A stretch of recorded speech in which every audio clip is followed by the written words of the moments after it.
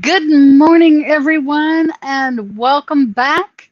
I am Regina Partain Bergman, your host for Pursuing Profit with Principles. If you're returning, I just want to welcome you back and say thanks for joining us again. And if this is your first time here, I hope you enjoy it, that you'll share it with your friends, and that you'll return over and over again. I had some really good comments come in last week after our show where we talked about the 5 steps to profit and the valuable information that were takeaways for folks who were on the show last week or watching the show last week. And so we worked on those 5 steps to profit that when implemented in your business can literally transform it. So today I want to walk you through a brief overview of a revolutionary business assessment software that I utilize that is specifically designed to seek out and identify massive financial breakthroughs in multiple areas in your business. But before I share that with you, I'd like to explain why this software was created. You see, my associates and I work with a lot of business owners around the world, and it seems that most of them have the same initial goal in mind. They want to build their business quickly and hit that magic $1 million revenue mark. Listen, we get it. We had that same goal when we started out. But as we've worked with more and more business owners, we found that a lot of them were indeed making that $1 million in revenue, but they were losing $80,000 or so on their bottom line. Some of them were making $1 million and only generating a profit of $60,000. 1 million in revenue sounds impressive, especially when you consider the fact that less than 4% of all businesses ever reach that coveted goal. Think about that. Less than 4%. But wouldn't it make more sense for you to set a goal of, say, hitting $500,000 in revenue with profits of $250,000? Because let's be honest, folks, There's a lot more involved in running a $1 million business versus a $500,000 business. In terms of if you're selling a product, you have additional manufacturing costs, you have employee costs, you have a lot of costs that rack up in that additional $500,000 of revenue that you're attempting to generate. So, what is the secret sauce for running a profitable business? Believe it or not, it's as simple as embracing a concept that we refer to as exponential growth. But I can't even say the word again. Exponential growth is where you make small incremental changes in multiple areas of your business. Last week, we spent some time reviewing the Pareto principle, otherwise known as the 80-20 rule. For business owners, it means that 20% of what you do every day is generating 80% of your total annual revenue. In other words, you're only doing a few things daily that make you most of your money. So wouldn't it be wise to spend most of your time, or as much of your time as possible, on those few things and farm out the rest of it? Now, there are 5 areas in your business that typically make up that 20%. And we talked about these last week. They are leads, conversions, transactions, pricing, and profits. And by focusing on those 5 areas, when I meet with prospects and clients, I'm able to find them more than $100,000 in additional revenue and do that in less than 45 minutes just by focusing on those 5 areas. Now, there are actually a total of about 40 areas that we could explore in your business. So imagine what you could do revenue generation wise if we assessed all 40 areas. But for now, I'd like to focus on what's possible and why those 5 areas are so critical. So join me as we take a little walk here and I show you some of that. Last week, we talked about the revenue generator, and I showed you that revenue generator, and I want to share that with you again this morning. Let me pull that up here, share my screen, and I want this profit graph. There we are. Okay, let's see. And well, there we go. Now I got it. All right, very good. So I left most of the numbers in for you that we put in last week. So you can see that we started off with a baseline of 1,000 leads per year. So an average business, 1,000 leads per year, converting 1/4 of those, or 1 in 4 people, 25% of those into new clients. That gives us 250 clients over the course of the year. If each of them buy 10 times at $100 each, let me go get the numbers for you here. Where did that go? Okay, here we go. Let me type in the numbers, what that would be. Your total revenue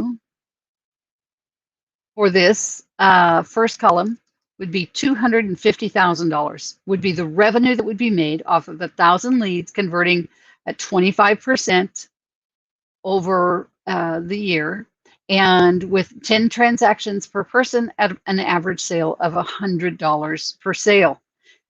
Then if you had a 25% profit margin, your profit, your net profit would be $62,500. That makes perfect sense, right? Now, let's look at what happens if we increase this by 10%. So I've just bumped all of these numbers by 10%. Look what happens to our gross revenue if we just make an improvement, a 10% improvement in these 5 areas. Actually, this is only in the 4 areas because the next one is actually creates a greater profit, but it's not revenue. And that is our profit margin. If we increase that by 25% as well, we now have caught 6 figures worth of net profit. So we've gone from 62.5 up to 100,000. Now in this third column, we looked at what would 50% look like. So let me put those numbers in. It just goes crazy, right? If we made a 50% improvement, and remember, I showed you a case study last week where in one area, by doing one simple thing, we were able to make a 100% improvement in one area, just applying one strategy, one tactic even. Okay, so if we increase each of these by 50%, which really is child's play, that's like 1% a week improvement over the course of the year, then we now have, oops, let's get our decimal in there. We now have a net profit of almost $500,000. You see what I mean by it's child's play? So it really is easy when you know what to work on. All right, so I am going to stop that share and come back here. Great. All right. So let's continue. When I ask business owners typically what their top challenges are, we typically get the same answers most of the time.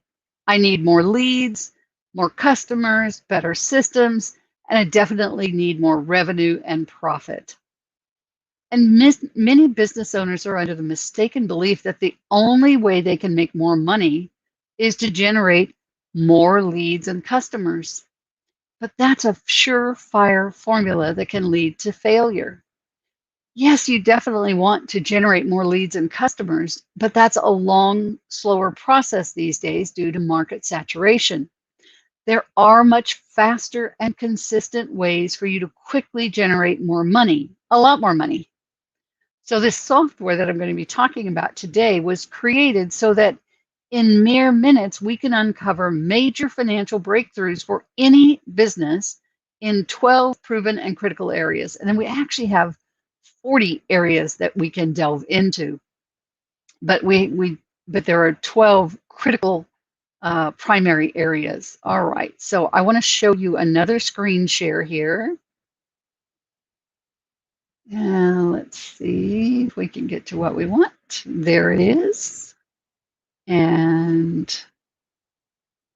okay. And just takes a moment for it to get up here for whatever reason. Let's save.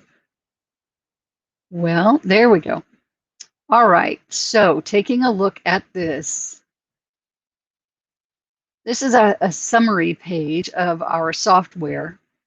And starting in 2 weeks, I'm actually going to do a series with you where I'm going to bring in Barbara Sayers, who is a multitude of things in my life, and you'll learn more about that later. But Barbara is the CEO and co-founder of Sister to Sister Enterprises, and she has agreed to role play this with me to where we're actually going to explore in her company with this software and show you how minor changes can make a huge difference in your profit, in your bottom line profit. So let me see here. There's another screen I need to bring up.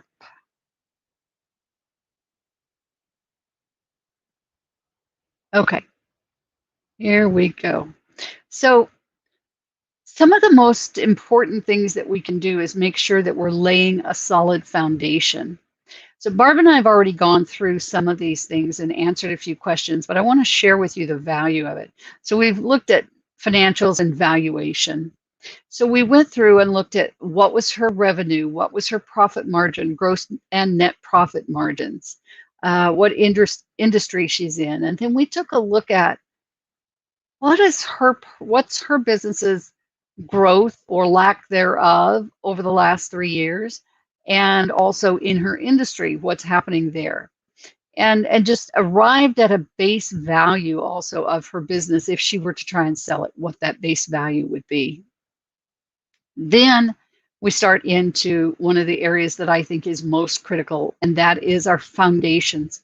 You know, every day, many people call a business broker to see about selling their business. 95% of the people who call a business broker have nothing to sell. The business broker can't help them. They have to turn them away, literally, because they have nothing to sell. They didn't build their foundation properly so that they have the opportunity to sell it when they want to move on to something else. And so this area is really the most critical in building your business, is creating that foundation. So I want to talk to you about some of the elements of foundation. All right, let's dive in here. So the first thing is to understand the structure of your company. What's the power structure in it? Who runs things? How's it set out? Now, for most of you who are small entrepreneurial firms, you are the business, right? You may not have other people in your business at this time. You are your business. And so you represent all of that power structure. You run things. But if you have more people in your business, who are the decision makers for you? Hang on one second here. Okay, very good. So I am going to go ahead and stop this share for a moment and come back over to here so that I can see you, you can see me. So, who are the decision makers? Are they hands-on or hands-off decision makers? Who's going to be the operative person responsible for the implementation of the things that we discover in your business that can be implemented to improve your business overall? And then looking at realistically, how much more business can you add or can you handle without having to add more people, equipment, service, or space in your business? Very important, because that determines whether you're scalable or not. And most companies who are wanting to buy another, or most people who are wanting to buy an existing business, want a business that's scalable. That makes sense, right? We wouldn't want it to be anything less than that if we were buying that business. What's the vision for your company? Where do you see it in 5 years? What do you want to have happen over that next 5 years? Are you planning to leave in 5 years? Are you, is 5 years just the next step in your growth? And what do you want revenue wise? How many employees do you anticipate having in 5 years? So you need to look at that 5-year plan. What's going on for 5 years for you? And then the next thing in your foundation is to really describe your primary customer, right? Who is it that is your ideal client? And then do you have a secondary client? Is there another market for you, a secondary client? Okay, so those are all critically important in establishing your foundation to start with. Then we move into what we call the market dominating position. And that simply refers to, how do you stand out in your market? What differentiates you from your competition? We all like to think that people buy on price, and we typically price our products accordingly. But the truth is, people buy on value. They want value. And in the absence of value demonstrated either by you or your competition, they will buy on lowest price because that's all they have to go on. So creating your value and your market dominating position, what separates you from everybody else? What makes you unique?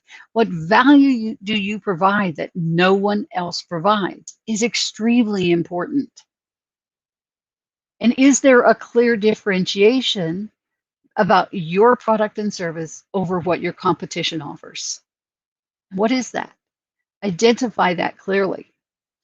And then come back to, does it address a problem that your prospects have but don't want? You see, there's this ongoing conversation in your ideal prospect's head of, I have a problem I don't want, I need a solution I don't have.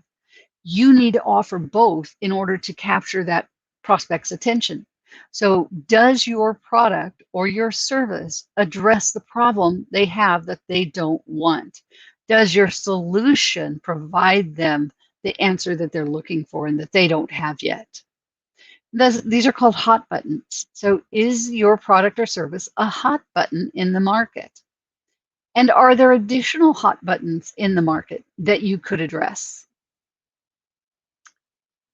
Is your original differentiation the highest priority for your client, your prospect? And then looking at how you clearly articulate that market dominating position, and as well as anybody else that you're working with, any staff, they need to be able to clearly differentiate it, clearly express it as well. So then another area of building our foundation is strategy. And so with strategy, one of the things that we need to be clear about is the difference between strategy and tactics. And most folks don't know the difference. And we throw everything at tactics. And when a tactic doesn't work, we shift to another tactic. But we don't have an overall strategy that we're implementing those tactics as a portion of. So if you think about it, the strategy is the overall goal and how you're going to get there. But the tactics are the individual elements that you're going to put in place to get there. So tactics could include an email campaign. It could include marketing in your local chamber. It could include a variety of elements that we use. And the problem for a lot of business owners is that we go down this road of tactics and we throw everything at a tactic. Okay, I'm going to do email marketing. And we do it for a little bit and we don't get a return because we don't know what we're doing. And we didn't give it long enough. Remember, long-term leads are a long-term game, leads and conversions. So we don't get what we're looking for. So we throw it out the window and we say, okay, next week I'm going to send out letters, or I'm going to send out postcards, or I'm going to advertise in a magazine, or those are all tactics and they won't win the battle for you. You need an overall strategy. So when you think through your strategic objectives when you plan your marketing and sales process, or are you just throwing darts at tactics and saying, I'm going to do this one this week? No, that didn't work. I'm going to do this one next week. Nope, that didn't work. I'll try this one. Be strategic in your marketing, okay? So think through those whenever you create any marketing. And then look at, is there room for improvement? Okay, I'm doing that, but can I improve it? And if so, how? And if I improved it, what difference would that make in my bottom line? Okay, always looking for opportunities to be more strategic. Then there's this know, like, trust, or trust, expertise, and education, as we call it here. So you have to position yourself as the expert in each of these areas. And so are you doing that? Are you positioning yourself as the expert? If not, we need to figure out how you do that. So on a scale of 1 to 10, you might ask yourself right now, on a scale of 1 to 10, 10 being the best, how good of a job are you doing at communicating your expertise so that your company is more highly valued by prospects? And would you rate yourself an 8 or higher? If not, there's some work we need to do, right? There's some improvements we can make. And do you have a supply of customer testimonials or success stories or endorsements that are measurable? Now, many of us, myself included, have many testimonials that are not measurable. They are people singing our praises, singing the praises of our product or our service, but not telling how it changed their life or their business, not showing the measurement. I increased my leads by this. I increased my revenue by this. What was the measurable outcome? And we need to have that in our testimonials. If you don't, then I encourage you to go back, create a template for that what you're looking for. And that's something we can certainly talk about and I can provide you at some point. But create a template that you can provide to people that are offering to give you a testimonial and ask them if they would put it in that format. Go back to people who've already written one for you and ask them if they'll put it in that format. It has so much more value to those who are looking at your testimonials when they see a demonstrated impact by working with you. And then, do you have a system in place for soliciting those testimonials and capturing them, or success stories on an ongoing basis? If not, that's something that really needs to be added to your business. Do you have written explanations of the benefits of your product or your service? And does anybody selling for you use all of those in their selling encounters? So, one more area I want to cover under foundations, and that'll be all that we can get in today. But many businesses have a culture that allows a salesperson to do whatever they want based on the mood of that day. Other businesses have policies that have to be followed, and implementation by the staff is inspected so that managers can hold staff to consequences if they don't do what they're supposed to do. When I had my staffing firm and we had about 25 employees, that was one of the things that I always taught and did was inspect what you expect. So as you give expectations to your staff or to contractors you're working with anyone else, figure out what it is that you are expecting from them and how you're going to measure it, and then inspect it, measure it at certain intervals, whether that's daily or weekly or monthly or whatever. Inspect the results of what you have commissioned them to do. Very important. So one final note that generally the effect of policies and procedures is complex to measure, as it also can affect waste, throughput, uptime, labor costs, etc. For the sake of what we do here, we focus on the impact on revenue as opposed to expenses, because there are many variables in expenses for us to look at. All right, now one thing, just quickly before we go, we are running out of time here, but I wanted to take you back to this screen share again over here and show you something real quickly before we hop off. And again, just there we go. So Barb and I started this the other day and started putting in some numbers for you and working through this. So we've already put in her financials and done the work on the valuation of her company. And we've done one element of this foundational piece, well, two. We've done the foundational piece and the market dominating position.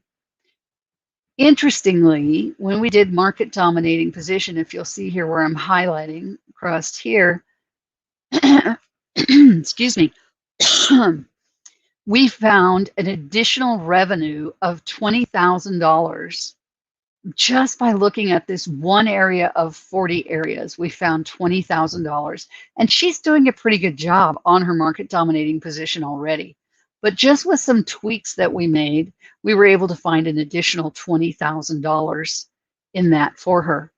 And that resulted in a $19,000 improvement in her profit, or a 25% profit improvement. She was already, the numbers we were using, she was already at 75,000. She's now up to almost 100,000 in profit. So you can see by the time we go through many of these 40, which we won't through all of this, but we're going to get through a few of them just to show you how impactful this can be for your business, for any business. So we're going to work through a few of these, and you can see it's going to be a really big impact. You can see through this little chart here, we impacted her profit by her new profit for 1 year is 94,000, her new revenue 120, and her valuation went from 225 to 251. The value of the company. Remember, we were talking about value. If you want to sell your company, you need to know its value. So it's really important that we have a handle on that as well. Well, thanks for joining me today. Next week, my special guest will be Shadid Elazar, and he is Baltimore's top small business advisor. He helps experts and entrepreneurs eliminate imposter syndrome by providing them with online systems to monetize their reputation. So thanks so much. I look forward to seeing you next week when I interview Shadid Elazar. And then after that, we'll get back to our series with Barb. Bye for now. Have an amazing day. See you next week.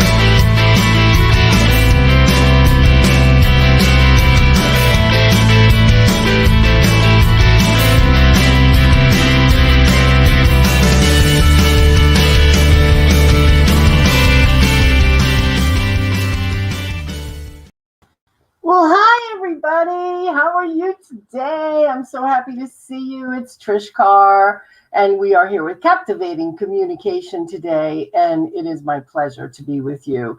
So, there you are, you have a speaking gig, and you've been invited to speak to 100 people. Whether you're doing it on Zoom or you're doing it in person, it doesn't matter. You still want to make sure you make a connection, and even more importantly, that you make a difference. So, what I'd like to share with you today are 3 ways, 3 things that you can do that will help you to maximize that speaking engagement so that you make the most of it and the audience gets the most of you.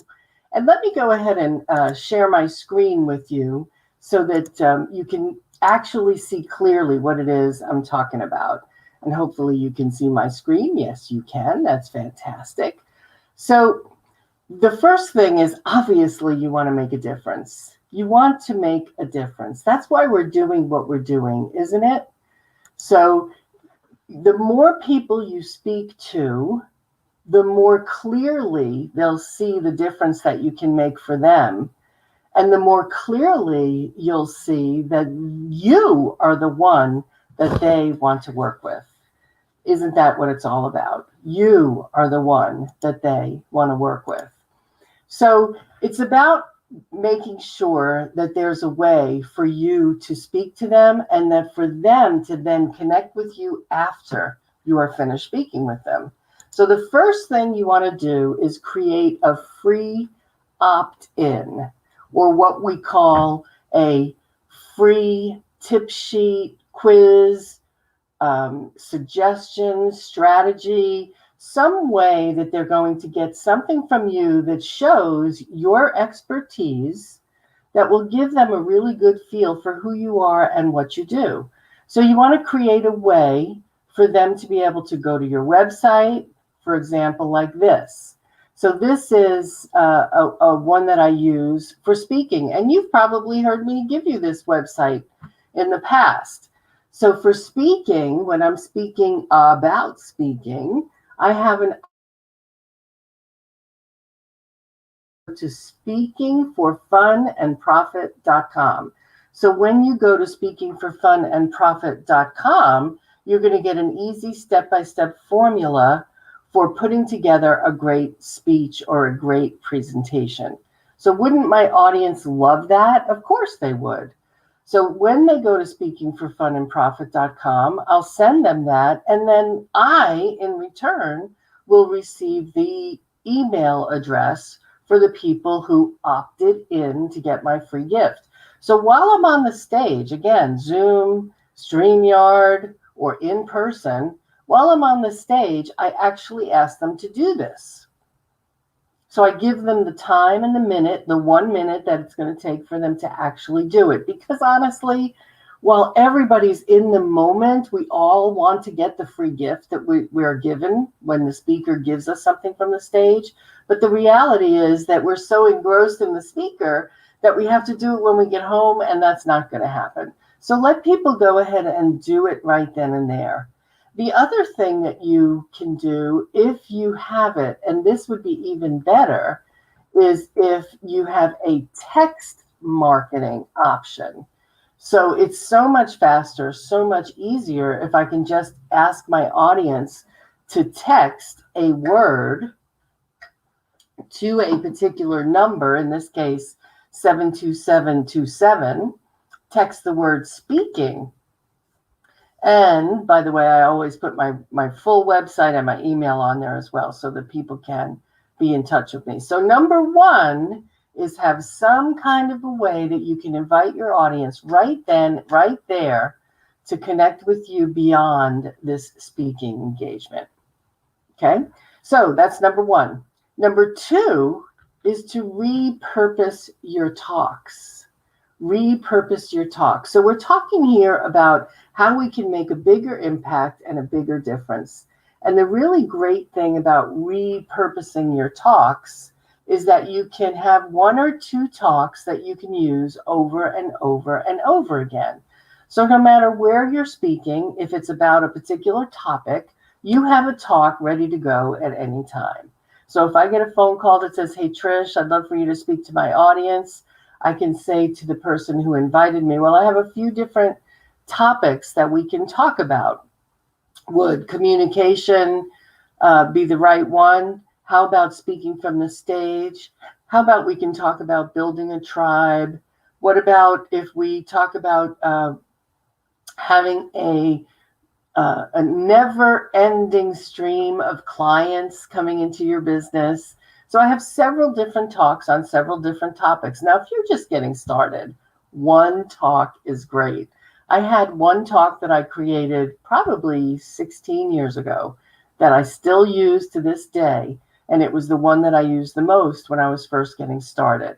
So make sure you have something that's your go-to that you can use in a moment's notice, because you never know when somebody is going to call you and say, hey, I got an opening for someone to speak at my event tomorrow. Can you do it?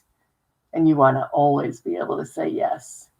So here's the thing about monetizing your message. When you repurpose your talks with things like books, MP3s, videos.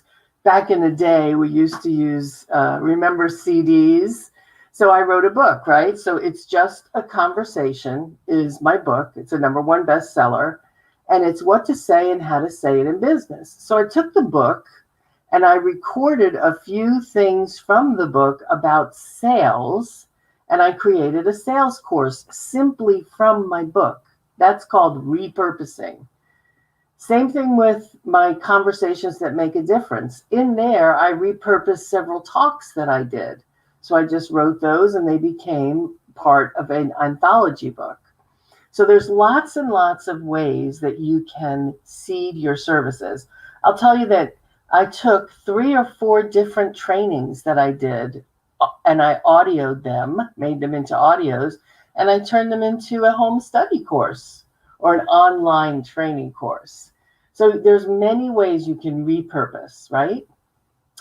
So the first thing is make sure you have an opt-in. The second is repurpose your talks, because not only can you use these over and over, but you can sell these as training classes, books, and things like that. Number 3 is make an invitation. Make an invitation. Invite people to work further with you, because the possibility of them purchasing something small from you is very high when they're learning from you, when they're getting to know you, when they appreciate your expertise and what it is you're telling them. They're going to want more of it. So make an opportunity for them to say yes to you. You can have a simple offer, even if it is a copy of your book with a one-on-one consultation with you, and you charge a nominal fee, let's say $49 or $39. And seriously, think about when you do those one-on-one consultations that you do right now for free, aren't you sharing your expertise? Isn't that person getting real value from that one-on-one conversation? You're probably giving them some strategies to move forward, some tips on how they can make their situation better. So why wouldn't you be paid for that? And I'm just saying a nominal fee. So let me give you an example of what I'm talking about. If you're at a networking or you're doing an association or you're speaking for free, and let's say you want to offer $50 for an introductory product, meaning the $49 consult with my book or a $49 online course, something simple like that. And let's be conservative, that your average room is about 30 people. Well, if you sell 10% of that room, that's $150. Sell 20%, that's $300. And if you sell 30%, which is always the goal, my goal when you come to the Business of Speaking program, which we'll be doing again at the beginning of next year, when you come to that program, I want to show you how you can always make it 30% or better. Now, if you speak once a week, that's $1,800 in your pocket. Who doesn't want to bring in another $1,800 into their business? So you can monetize the speaking right then and there. Let me give you a simple example. This is Donna Tornillo. She is amazing. She is a tarot card reader. And she is, as people say, well, I'm in a spiritual business, so why would that work for me? Well, it does work, because here's what happened for Donna. Donna came to the business of speaking, and then the next day did a speaking gig at it was called the Goddess Gathering. There were only 11 people attending, but she sold six people. Six people decided they wanted to have more from Donna. So she made a small offer, people purchased it, and she walked away with $450 and six new, well qualified potential clients that she was going to have one on ones with. So it's really possible. Here's Sheila. Sheila lives in New York, and Sheila is a businesswoman. She has bought and sold multiple businesses.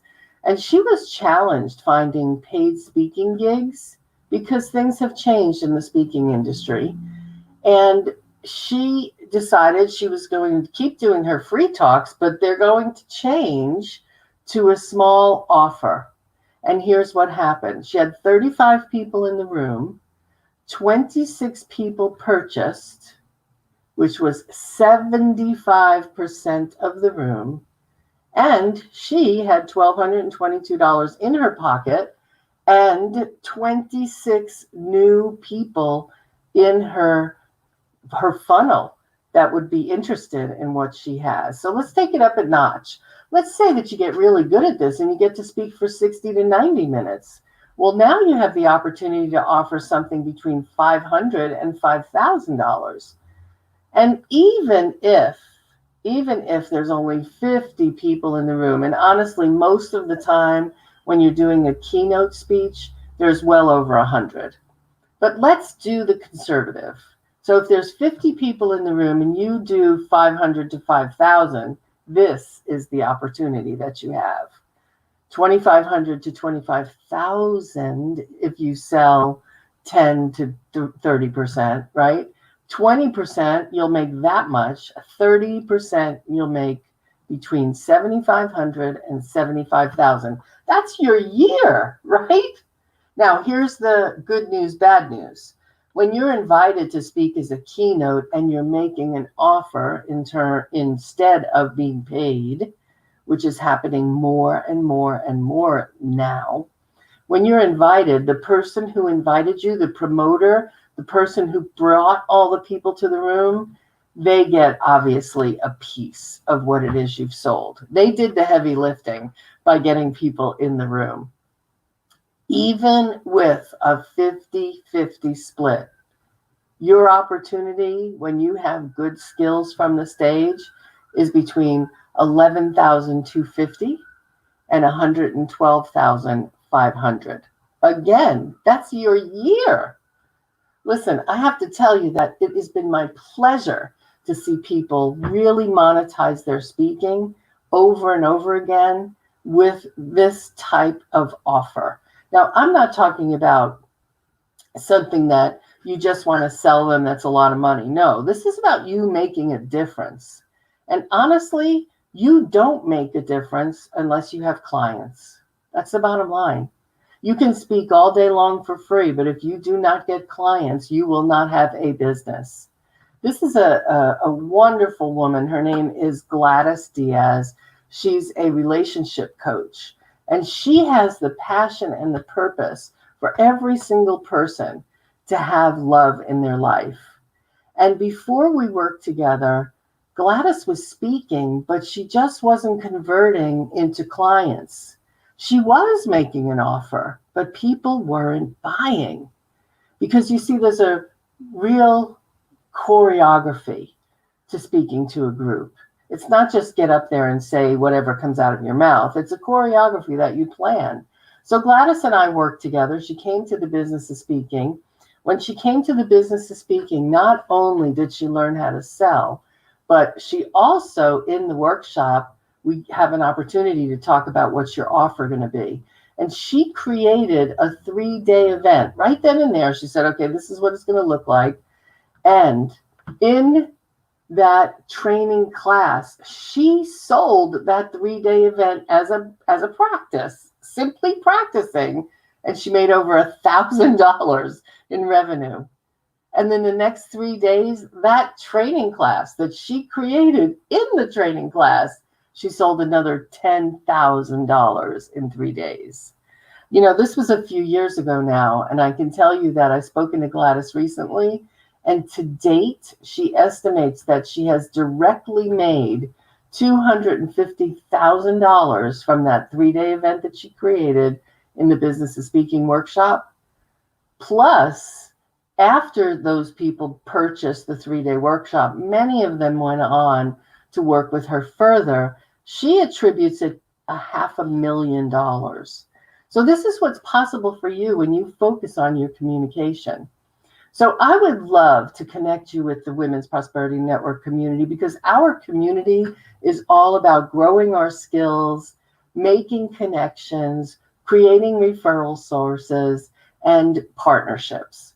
And I want to invite you to join us for free on Tuesday, September 21st, when we meet for online networking.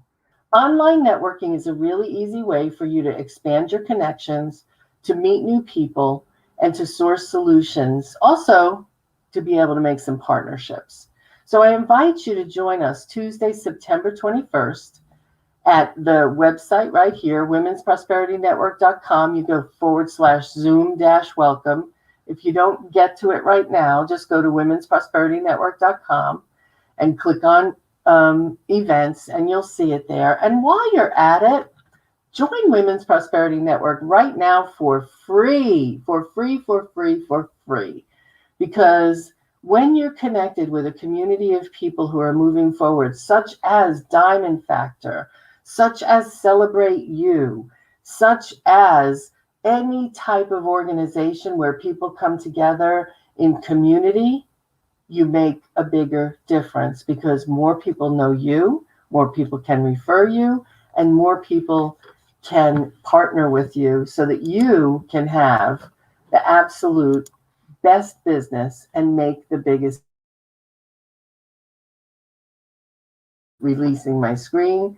So again, when you speak to groups, when you speak one-on-one, remember, it's important to have an opt-in, a way for people to give you their information, a way for people to let you know, a way for you to let people know what your expertise is, what you do, how you do it. So have an online opt-in, and if you can, also have the mobile opt-in, which you've seen over and over and over again. Number one is the opt-in. Number two is repurpose your talk into audio recordings, video recordings.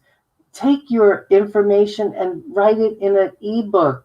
All of that is another way for you to make more money and monetize your talk. And then the third way, of course, is to make an invitation.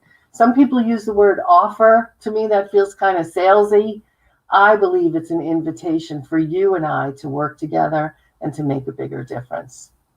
I invite you to go to womensprosperityNetwork.com and become a member for free right now and be a part of this community. When you become a member for free, you'll be able to come to the Networking with a Twist included in your membership. Also, we get together for coaching and mentoring every single month. So you'll get an online group coaching where you can get answers to your questions. And then we do a mastermind every month on a topic that is interesting to you. This month, the topic is how to create a steady stream of clients coming to your door. And don't we all want that? So I appreciate you being with me this morning. Make sure that you're doing everything you can to make the most of your opportunities to speak to people, whether that's in a big group, a small group, it doesn't matter. You can make a bigger difference when you speak to more people, and everything you want comes through others. I look forward to seeing you again. Make sure you go to womensprosperityNetwork.com and join for free and become part of this community where we educate, motivate, and inspire so that we have a really great, thriving business and we make a big difference. Thank you, everyone. Enjoy your day.